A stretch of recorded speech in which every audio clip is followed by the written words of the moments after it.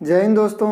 अपने उल्टे सीधे बयान की वजह से अक्सर सेलिब्रिटीज़ और पॉलिटिशियंस तो चर्चे में रहते हैं। जैसे कि हमारी ये दीदी हैं, इनको 2014 में जाके असल में आज़ादी मिली थी।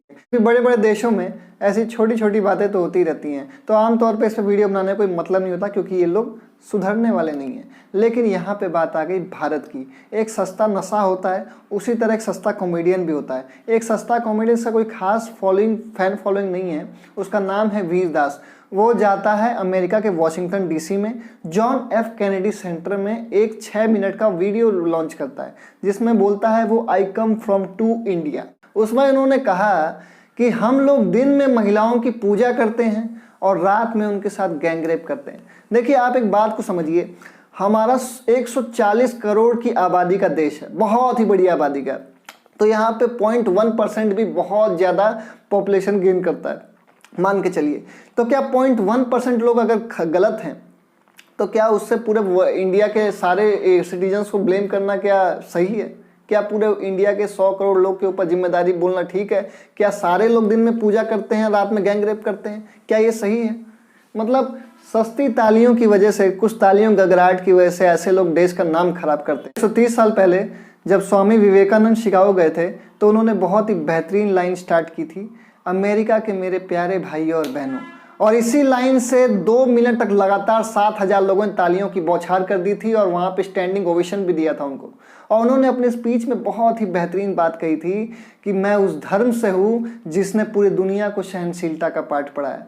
मुझे गर्व है कि मैं उस देश से हूँ जहाँ पे सभी धर्मों के लोग और सभी देशों के लोगों को शरण दी जाती है। मतलब क्या महान विचार थे उनके। मैं कंपेयर नहीं कर रहा स्वामी विवेकानंद जैसी महान हस्ती को इस चपड़गंजू से, कोई कंपेरेबल ही नहीं है। वो एक महान हस्ती थे। इसके जो स्टेटमेंट था उसमें तालियों की लालच थी और स्वामी विवेकानंद जैसी महान हस्ती में देश के प्रति सम्मान था, सम्मान की भावना थी। तो ये कंपेरेबल ही नहीं है। मैं तो इसलिए बोल रहा हूँ क्योंकि उन्होंने 130 साल पहले इंडिया का नाम, एक तरह से इंडिया के ब्रांड एम्बेसडर बन गए थे। पूरे वर्ल्ड में उन्होंने अच्छी छवि की थी।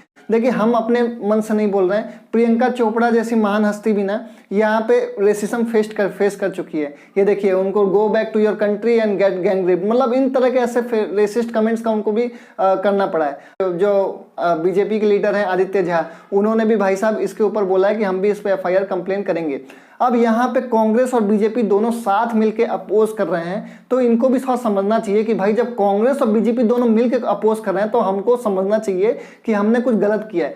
तृणमूल MP मिस मोहित्रा लिखती हैं कि reaction also from 2 India's, one is having laugh and other is filing complain. एक लोग हंस रहे हैं और एक लोग कंप्लेन फाइल कर रहे हैं। 2 इंडिया, यहाँ पे रिएक्शन भी मिल रहा है। लेकिन देखिए, स्पोक्स पर्सन जो अभिषेक सिंघवी हैं, वो लिखते हैं कि देखिए, ऐसे लोगों की वजह से हमारी छवि अक्सर खराब होती है और हमें सांप लुटेरों का देश कहा जाता है।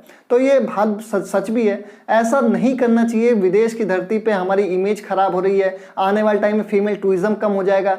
बहुत ज़्यादा लोग डरेंगे कि भैया वहाँ नहीं जाना है, वहाँ जाने से खतरा है, हम रेप हो जाएंगे। तो पूरे वर्ल्ड वाइड ये बहुत ही बड़ा इम्पैक्ट पड़ता है। और मतलब इनको भी एक तरह से अगर यहाँ सबक नहीं सिखाया गया तो आने वाले टाइम पे ऐसे बहुत सारे कॉमेडियन निकल के इंडिया की छवि खराब करेंगे। इसीलिए यहाँ पे स्ट्रिक्ट एक्शंस तो लेना ही चाहिए। भाई, मैं भी एक पोएट हूँ और मैंने भी देश के लिखा है, लेकिन मैं सिर्फ और सिर्फ 1 इंडिया की बात करता हूँ। और मेरे पोएम, जब मैंने यूट्यूब चैनल खोला था तब मैंने अपना पहला पोएम में ही बता लिया था कि मैं अपने देश के बारे में क्या सोचता हूँ। मुझे प्यार बहुत उस माटी से जिस देश में मैंने जन्म लिया। कर्ज है मुझ पे वीरों का जिन्होंने रक्तों का बलिदान दिया। एक अलग एहसास है मिट्टी का जो सबको एक बराबर करती है।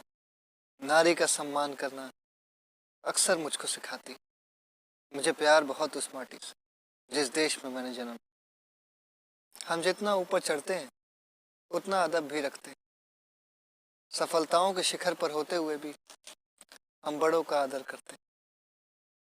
मुझे प्यार बहुत इस माटी से जिस देश में मैंने जन्म लिया। दोस्तों, अगली लाइन पे अगर आपके अंदर का स्वाभिमान जाग उठे तो प्लीज़ दोस्तों लाइक, शेयर एंड सब्सक्राइब ज़रूर करना। स्वाभिमान का देश है भारत। पूरे विश्व ने यह माना है जब सबकी नाक के नीचे से हमने मंगलयान को छोड़ा है। मुझे प्यार बहुत उस माटी से जिस देश में मैंने जन्म लिया। ऊंच नीच को भुलाकर आओ मिलकर एक दूसरे का सम्मान करें।